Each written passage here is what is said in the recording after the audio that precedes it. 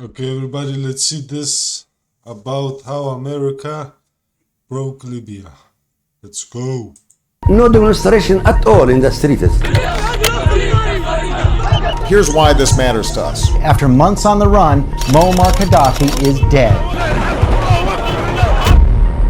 October 2011. The world was Imagine that. First the Libyans, they killed the leader, and after they're crying about wanting him to come back.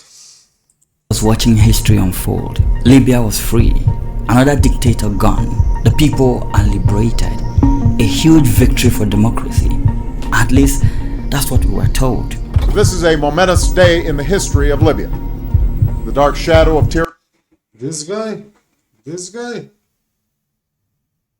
he should go fuck himself. has been lifted, and with this enormous promise, the Libyan people now have a great responsibility to build an inclusive and tolerant and democratic Libya that stands as the ultimate rebuke to Gaddafi's dictatorship. Yeah, now you have war states in Libya, guerrilla groups who made, I don't know how many states in Libya. You have slavery again, you have everything that's bad is happening. Thank you, USA, for democracy. But now, here's the thing.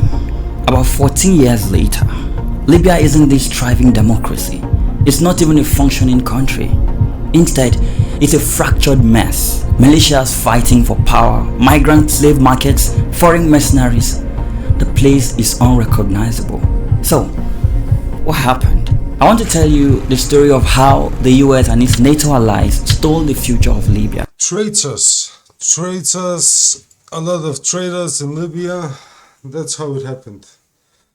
The Libyan people are not active in their own country. Yeah. What can I say? I'll show you the geopolitical motivations behind the intervention that toppled Gaddafi's government 14 years ago, and how a single lapse in judgment by the then US President Barack Obama led to the nation turning on itself, with different warlords battling for control over the fourth largest country in Africa. This story doesn't just end with Libya, as the situation I didn't know it was the fourth largest country. They're actually wild. in the country has since brought back slave markets on the continent of Africa. There are factional leaders also engaging in arms smuggling activities, leading to a wider insecurity situation in the Sahel countries. We came, we saw, he died.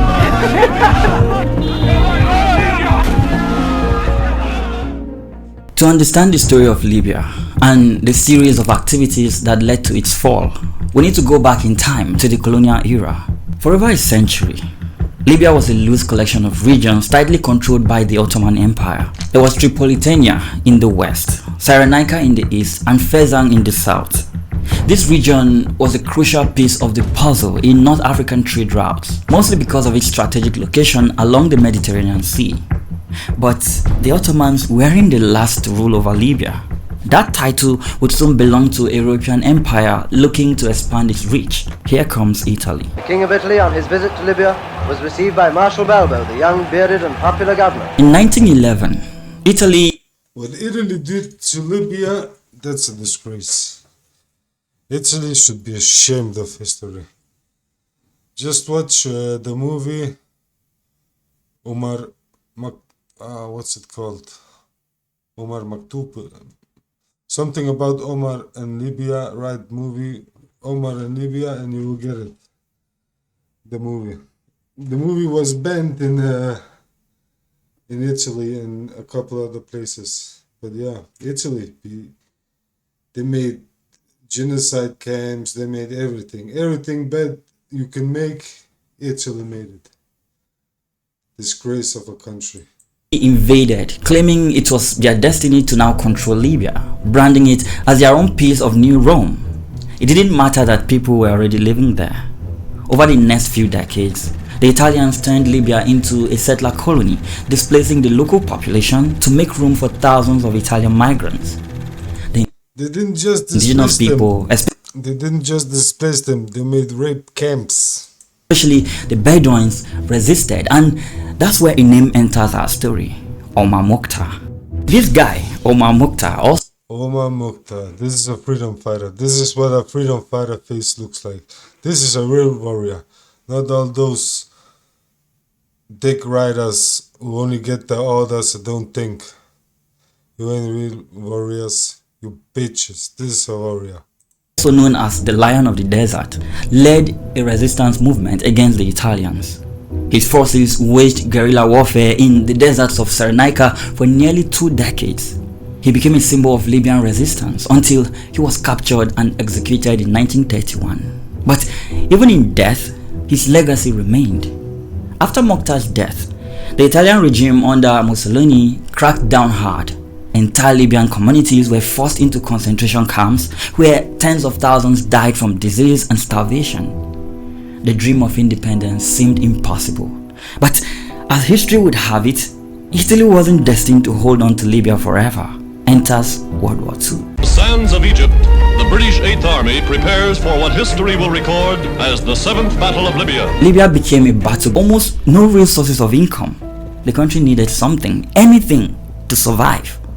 And then they found it. Esso Standard Libya was the first company to find oil there. In 1959, 8 years after its freedom from colonial rule, everything changed.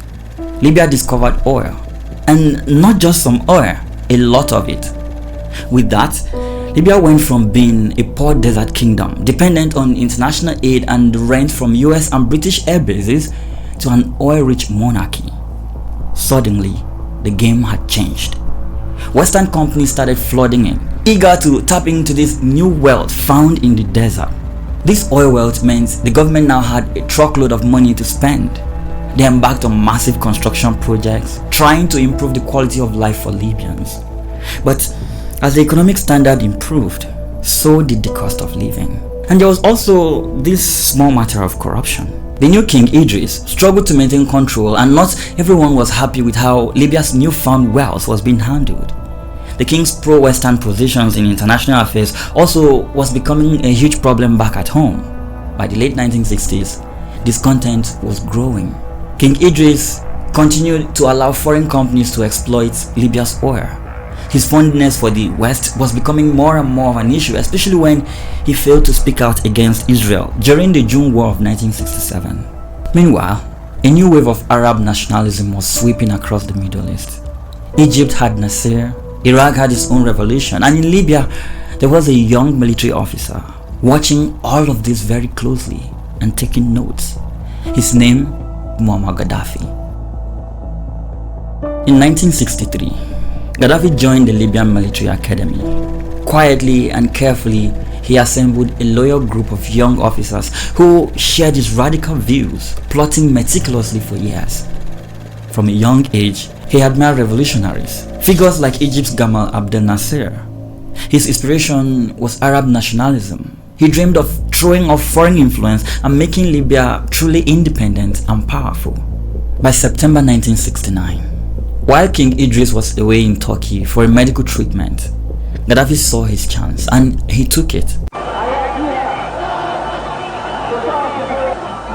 In one night, Libya went from monarchy to military rule.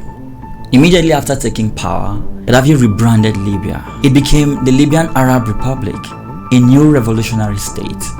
Soon after, he wrote this weird political... That is actually wild and interesting. That he couldn't take that he took power without even using that much force. He didn't kill anybody as far as this video. So that's actually interesting. Manifesto called the Green Book, outlining a unique form of governance, blending socialism, pan-Arabism, and Islamic values. By 1977, the country's name changed yet again to the Great Socialist People's Libyan Arab Jamahirila. Such a long name, I know, but this simply meant government through the masses. One of Gaddafi's earliest and boldest moves was seizing control of Libya's vast oil resources. Before him, foreign corporations dominated Libyan oil. Gaddafi changed the game. He expelled Western military bases and boldly renegotiated contracts with foreign companies. When they resisted, he threatened nationalization, eventually forcing them into accepting Libyan terms. This move drastically increased Libya's oil revenue, and in a matter of years, Libya was transformed into one of Africa's richest countries per capita. The country had the highest living standards in Africa. There was free healthcare, free education, and government-funded housing. As the country prospered, he introduced policies that he thought would protect his people against the evils of capitalism. He banned renting houses for profit, declaring that every Libyan had the right to own their home and forbidding commercial property rentals. While these principles sounded noble, it caused chaos and housing shortages, stunting real estate development in the Fuck the housing shortages and housing prices and all that. That's a great idea. Everybody has the right for a home. Why the fuck do we need to pay for that? process. However, Gaddafi was not just focused on building Libya in his own image. He was busy on the international stage too. By the 1980s, Gaddafi wasn't satisfied with Libya alone. He envisioned himself as Africa's liberator and leader. He dreamed of a United States of Africa, a continent free from Western influence. He showered money and resources onto other Africans. Just imagine that. In the West, they call themselves free. But why, if you're free, why do you have to pay property tax? It doesn't make sense. Is it your land or is it the government's land? Are you only renting it? How can you be free if you only can rent the land? African leaders trying to win over their loyalty. This extravagant generosity and charisma earned him influence across the continent. Throughout this period, Gaddafi sought to control the mineral-rich Alzo Strip along the disputed border with neighboring Chad. However, when he invaded, Chad, backed by France, resisted fiercely. After years of brutal desert warfare, Libya was eventually defeated and forced to withdraw. This was such an embarrassing defeat for Gaddafi's regional ambitions. By the late 70s and 80s, Gaddafi's reputation was darkening. His anti-Western rhetoric and flamboyant provocative lifestyle made him a much disliked figure in the West. Ronald Reagan, former US president, famously labeled him the mad dog of the Middle East. But this wasn't a mere rhetoric. Libya's relationship with the United States, which had been an important trading partner, deteriorated in the early 80s as the US government increasingly protested Gaddafi's alleged support of Palestinian Arab militants. Gaddafi was accused of actively funding and supporting terrorist organizations globally, from the IRA in Ireland to Abu Nida's Palestinian group. There were a series of retaliatory trade restrictions between both countries. Big respect to Gaddafi. Gaddafi is a real man. Not like American. I cannot even call them ladyboys. Even ladyboys are more men than American presidents. When tensions escalated in the mid-1980s. The tensions boiled over, culminating in US bombing raid of Tripoli and Benghazi in 1986, in which Gaddafi's adopted daughter was killed. 2 years later in 1988, Pan Am Flight 103 exploded over Lockerbie, Scotland. Gaddafi was directly implicated. Sanctions and international isolation followed. Libya became an international pariah state. But the tensions didn't die down. Feeling increasingly threatened by the West and inspired by Pakistan's nuclear breakthrough, Gaddafi secretly pursued nuclear weapons throughout the late 1980s and 1990s. He bought nuclear technology from Abdul Qadir Khan, a Pakistani scientist determined to strengthen Libya's military capabilities. But international intelligence intercepted these plans. After several years of intense pressure from the West, Gaddafi dramatically abandoned Libya's nuclear program, agreeing to dismantle his entire nuclear infrastructure. In the late 1990s, in an effort to win over the international community, Libya... He should definitely not have done that. He should keep on pursued the nuclear science thing. He should definitely not have given up on all that. Why should the West be the only ones who have nuclear weapons? Nope. Turned over the alleged perpetrators of the Pan Am Flight 103. Imagine that if Libya had nuclear weapons, the West would never have invaded them. Bombing to international authorities.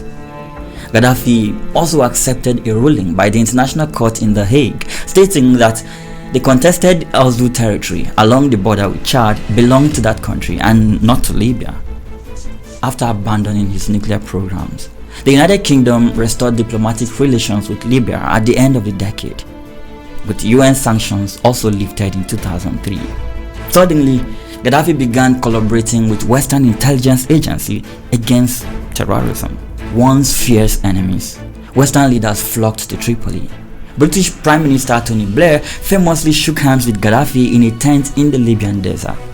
International oil companies eagerly returned, signing lucrative new contracts. Gaddafi was back in the fold. As Gaddafi rebuilt his personal image abroad, he was also building his personal fortune.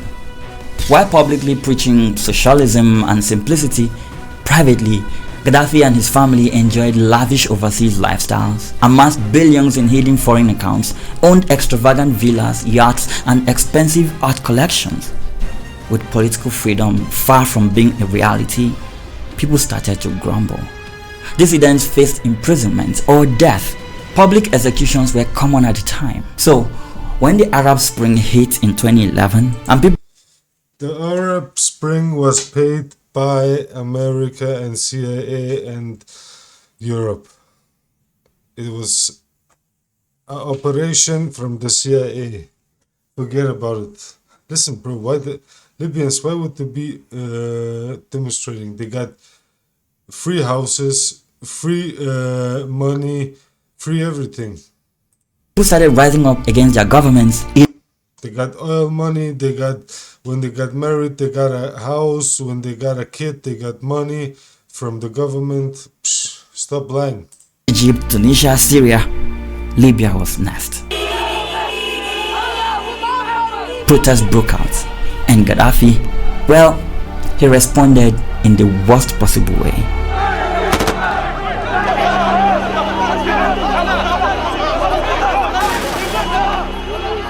At this point, the world starts paying attention. The UN steps in, and suddenly NATO gets involved. And this is where things get complicated. March 2011, the UN passes Resolution 1973. It gives NATO the green light to intervene in Libya, officially to stop a humanitarian crisis. Gaddafi's forces were closing in on Benghazi, and people feared a massacre. The world had already failed to stop genocides in Rwanda and Bosnia, so this time they acted. Yeah, sure, that's fake news. Listen, how the hell did the demonstrants get weapons? Just think about it.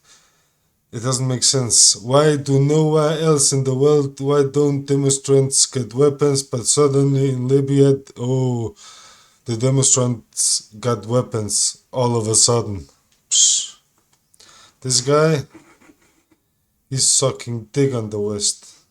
Fast. The United States has worked with our international partners to mobilize a broad coalition, secure an international mandate to protect civilians, stop an advancing army, prevent a massacre, and establish a no-fly zone with our allies and partners. And just like that, NATO was at war, bombing Gaddafi's military, enforcing a no-fly zone, helping rebels. Let's just mention it was a legal war. Illegal. If you follow international conventions, it was illegal. Take back cities.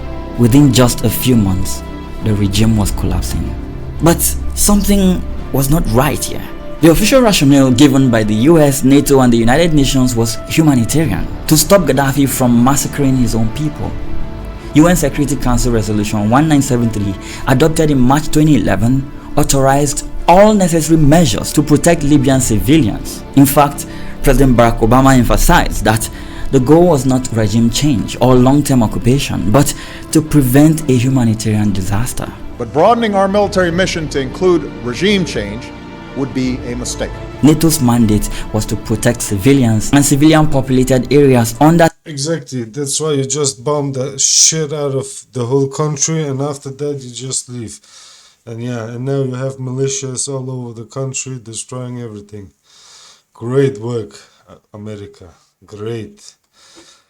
Threat of attack, and this was plausible. Gaddafi is already known to have a notorious human rights record. Not only America, Europe. This is Europe's work too. Don't forget about all of you European countries who are doing this too.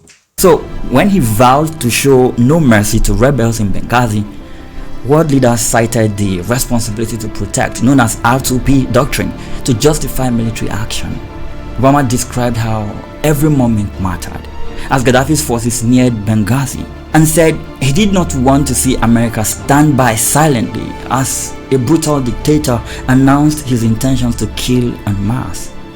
According to what NATO was telling the world, this intervention was a moral obligation, one they must abide by to save lives and support Libya's democratic aspirations.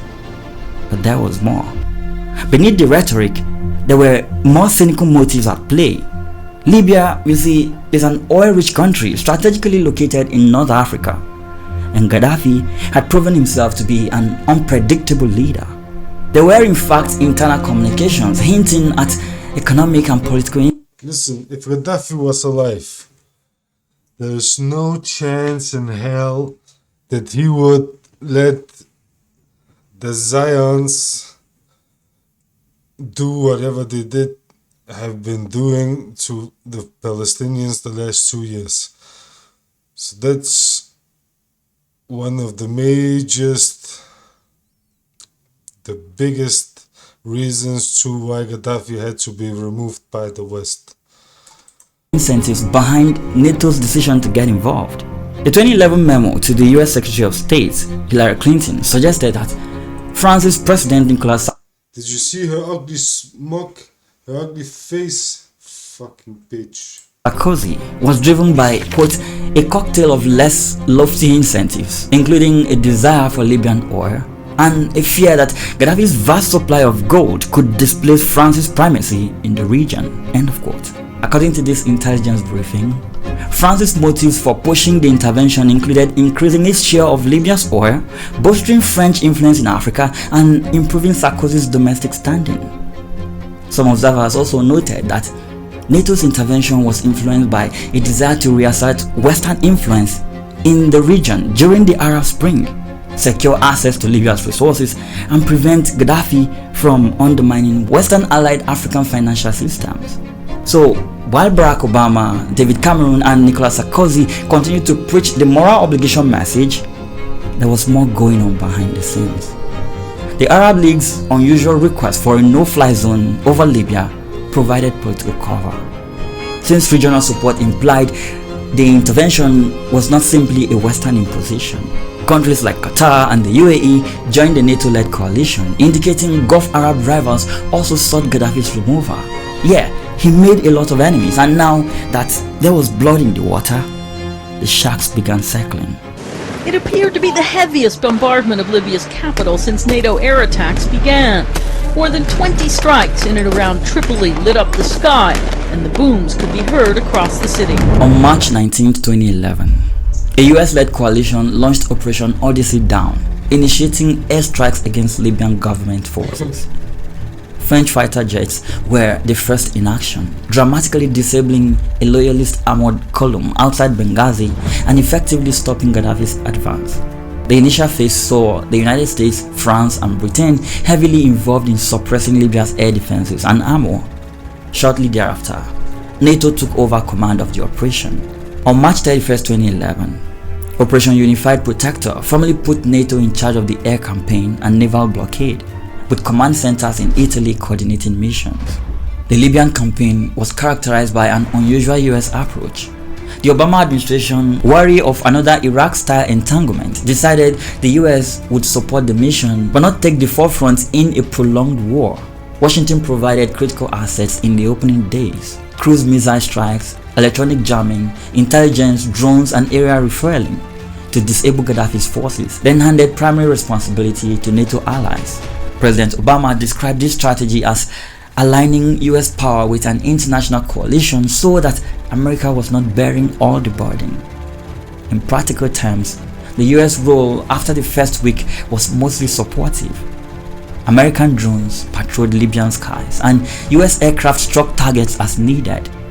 But European NATO members carried out the bulk of bombing runs after April 2011. France and Britain were the public faces, with NATO providing a unified command that included contributions from smaller nations. A total of 18 countries eventually participated militarily, including Canada, Italy, Belgium, Denmark, Norway, and even 3 Arab states. Those were Jordan, Qatar, and the UAE, which sent fighter jets or support aircraft. Over the 7-month operation, NATO flew more than 26,500 sorties, including around 9,700 strike missions. Honestly, all the Libyans who fought against Gaddafi should be arrested in Libya and definitely get charged for treason and for being a spy. Hitting thousands of targets. Notably, no NATO ground troops were deployed in Libya. Special forces from some countries such as British and French advisors and Qatari units did reportedly assist Libyan rebel forces on the ground, but officially, NATO relied solely on air power and naval support. This air power only approach was effective in the short term. It grounded Gaddafi's air force and methodically destroyed his heavy weaponry, leveling a battlefield for the lightly armed rebels. By August 2011, rebels with NATO air cover advanced into Tripoli and Gaddafi's rule collapsed. The immediate military outcome seemed like a success for NATO. There were 0 combat casualties on the NATO side, and by October, the Libyan rebels had effectively won the civil war. And on October 20, 2011, Gaddafi, who had fled the capital and hid in his hometown of Sirte, was found by the rebel group. They dragged him through the streets and brutally murdered him, all while making videos. Finally, the mad dog is dead. The world celebrates. Libya is free. Mission accomplished, right? Well, not exactly. Here is where everything falls apart. The moment Gaddafi is gone, Libya has no central government, no institutions, no army, just a bunch of militias with weapons. And soon, they start fighting for power, for land, for oil. In the weeks following Gaddafi's fall, Libya's interim authorities, the National Transitional Council, took power amid great optimism. Oil exports, which had halted during the war, resumed. NATO countries and the UN recognized the new leadership. However, beneath the hopeful surface, warning signs appeared almost immediately. The way NATO executed its intervention meant no peacekeeping force was deployed, and the rebels who fought Gaddafi did not disarm. Dozens of militias controlled different patches of territory, including the capital. Many arms depots had been looted. The new authorities had little control over the countless fighters energized by victory. In October 2011, as celebratory gunfire faded, reports emerged of score settling and human rights abuses.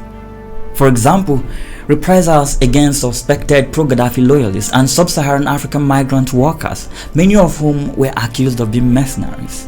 Over the next few years, Libya becomes a battlefield. 2 rival governments emerge. Then ISIS shows up. Then foreign mercenaries. Russia, Turkey, the UAE, Egypt, everyone starts picking sides. And suddenly, Libya isn't just a failed state, it's a full-blown war zone. Now, here's the part no one talks about much. After the war that removed Gaddafi, Libya became the epicenter of human trafficking. Migrants from Africa trying to reach Europe get trapped in Libya. Many are sold into slavery. Yeah, actual modern-day slave markets. In 2017, CNN uncovered footage of people being auctioned off in Tripoli. And the world, it just moved on. But humans are not the only commodities being trafficked in Libya. Smuggling networks have flourished amid the anarchy. Weapons looted from Gaddafi's armory spread across an entire region already plagued with instability. In early 2013, a UN report warned that arms were being smuggled from Libya at an alarming rate, fueling conflicts in Mali, Syria, and beyond. Militant groups capitalized on the thousands of Libyan weapons and everything from small arms to anti-aircraft missiles to strengthen their insurgencies.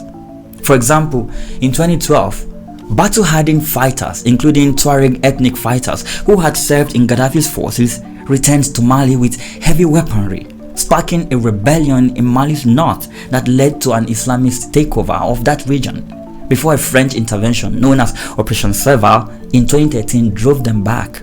The Sahel region as a whole saw a surge in violence traceable to Libya's collapse. In Egypt's Sinai and in Gaza, militants also reportedly received arms from Libyan stockpiles. Internally, Libya itself became a haven for extremist groups. By 2014, jihadist organizations like Ansar al-Sharia and the Islamic State (ISIS) had established a foothold amid the disorder. And there have been proxy warfare in the country of late.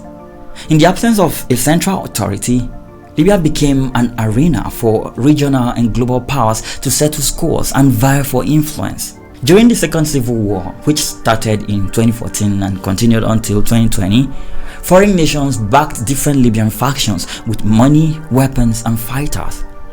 Egypt and the United Arab Emirates supported General Haftar's eastern forces, seeing him as a bulwark against Islamists and aligning with their broader opposition to the Muslim Brotherhood across the region. Turkey and Qatar, on the other hand, supported the Western factions in Tripoli, which included Islamist-leaning groups, in line with their foreign policy of backing political Islam movements. Russia also entered the fray, reportedly sending the Wagner Group mercenaries to assist Haftar from 2019 onward, seeking a foothold on NATO's southern flank and a share in Libya's oil. Also, perhaps to project power in the Mediterranean. These foreign powers have turned Libya into a proxy battleground similar to Syria, albeit on a smaller scale. NATO's 2011 intervention ironically paved the way for Russia's later intervention. Moscow, aggrieved by NATO's actions, vetoed further UN involvement and instead chose to support its preferred client on the ground. The result was a protracted conflict that drew in foreign drones, missiles, and fighters. By 2020, the Turkish military's direct intervention to save Tripoli's government from Haftar's offensive and Russia's continued backing of Haftar demonstrated how Libya's war had become an international affair. This foreign meddling has made it even harder to resolve Libya's crisis as outside powers continue to arm their proxies despite UN embargoes.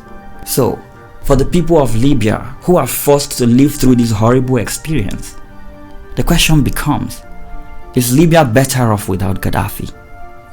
Yes, he was a brutal dictator, one that threatened to kill his own people. Who says he was a brutal leader? Only the West says he's a brutal leader. So who exactly? For rising up against him. But from what we can see now, NATO won the war to remove Gaddafi, but Libya has since lost its future. And if this is what liberation looks like, we really need to rethink. Honestly, Libya has been destroyed. Forget about a third world country. Bro, it isn't even a country, man. It's a Mad Max kind of